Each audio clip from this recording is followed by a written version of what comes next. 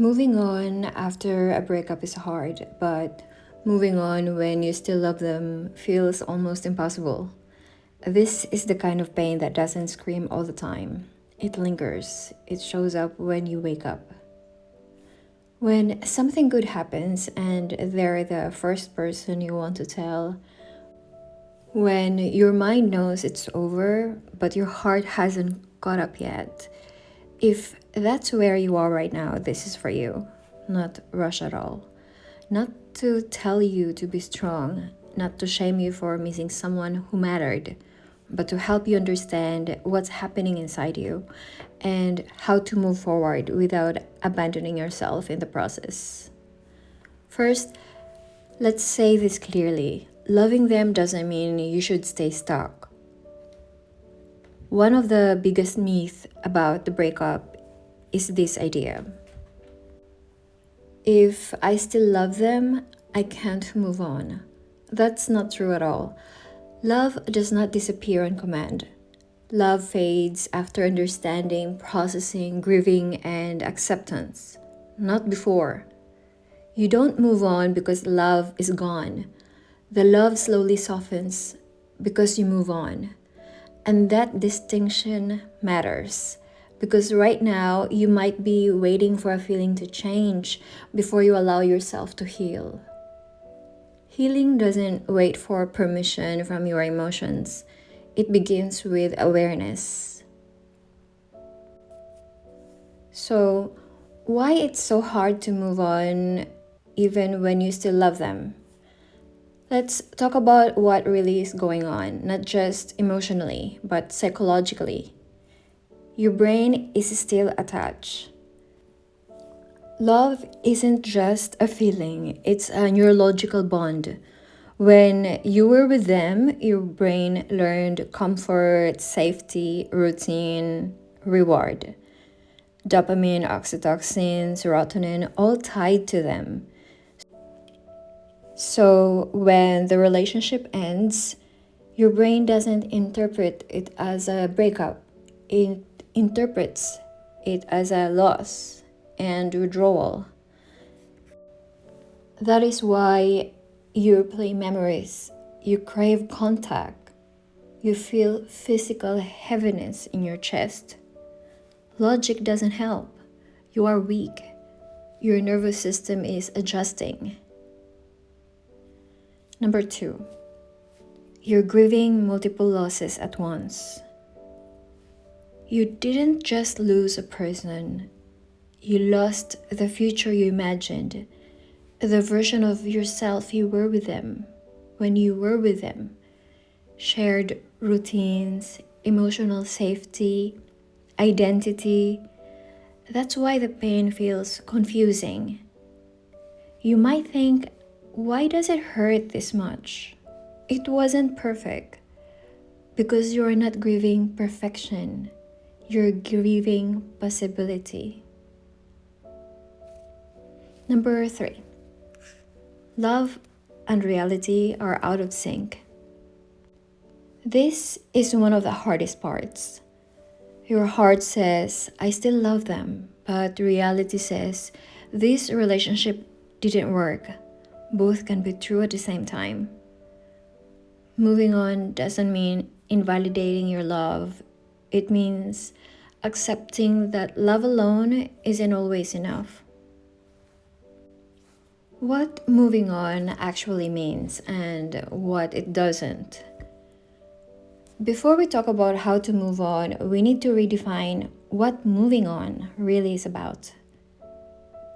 Moving on does not mean forgetting them, erasing memories, pretending you don't care, replacing them quickly, becoming emotionally dumb. Moving on does mean releasing the attachment to the relationship, accepting that was without chasing what could have been, rebuilding yourself, learning to feel safe without them. Moving on is not an act of betrayal. It's an act of self-preservation. Step 1, Stop fighting the love. This may sound counterintuitive, but it's essential.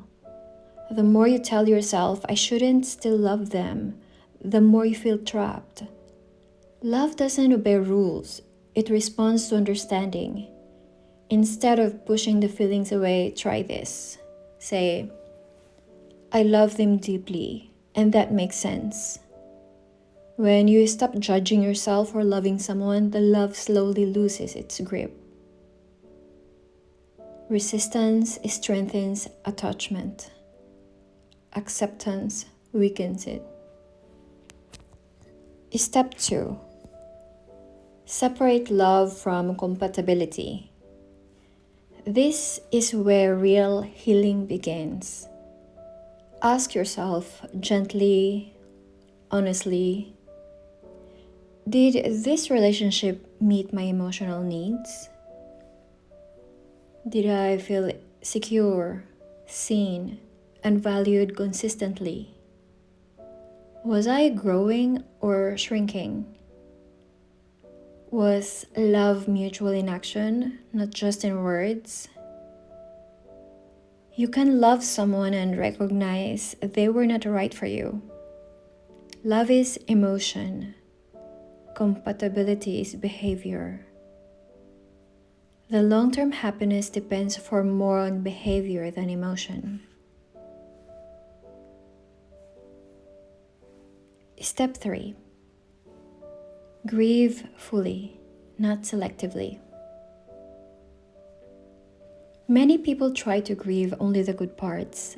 They replay happy moments, laughs, intimacy, comfort. But healing requires grieving the whole truth. That includes disappointments, unmet needs, repeated patterns, emotional pain, why it has ended. If you romanticize the past, your brain stays attached to an illusion. Write it down if you need to. What hurt? What you tolerated? What you ignored? What you hoped would change but didn't. This is not to create bitterness, it's to restore clarity.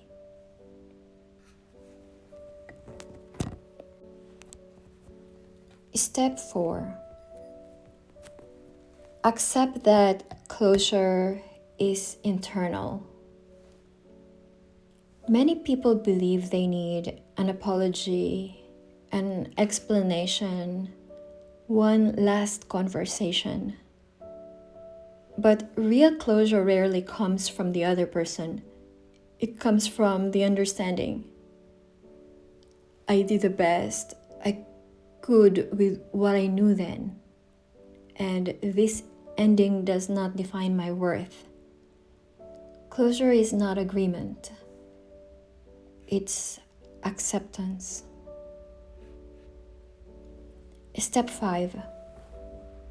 Create emotional distance, even if it hurts. You cannot heal in the same emotional environment that hurt you. That means limiting contact, muting or unfollowing, not checking their social media, not rereading old messages. This isn't punishment, it's protection. Every exposure reopens the wound. Distance gives your nervous system the space it needs to recalibrate. Step 6. Expect waves, not a straight line. Healing is not linear. Some days you'll feel okay. Some days it will feel like one day again. That does not mean you're failing. It means you're human. Progress looks like shorter waves, less intensity, more moments of peace, faster recovery after it triggers. Measure healing by resilience, not absence of pain. Step 7. Reclaim your identity. After a breakup, many people ask, who am I without them? This is not a loss, it's an opening. Reconnect with old interests, new routines, your body, your creativity, your independence. Do small things consistently. Walk, journaling, movement, silence, learning. You don't need to reinvent yourself. You need to return to yourself.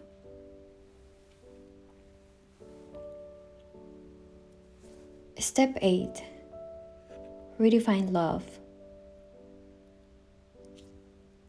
One of the most deepest shifts happens when you ask, what kind of love do I actually want? Not the intense kind, not the dramatic kind, not the painful kind, but the kind that feels safe, calm, mutual, respectful, consistent. Love should not require self-abandonment.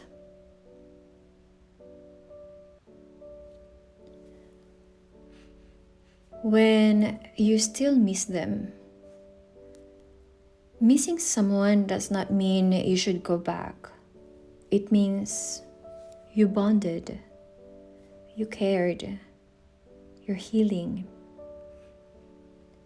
Let the feeling pass without acting on it. You can miss someone and still choose yourself. One day, this will hurt differently.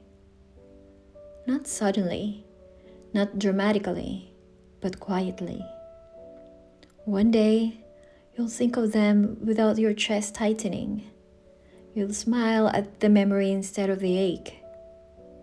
You'll realize you've gone hours without thinking of them, and you won't even notice the moment it happens. That's healing.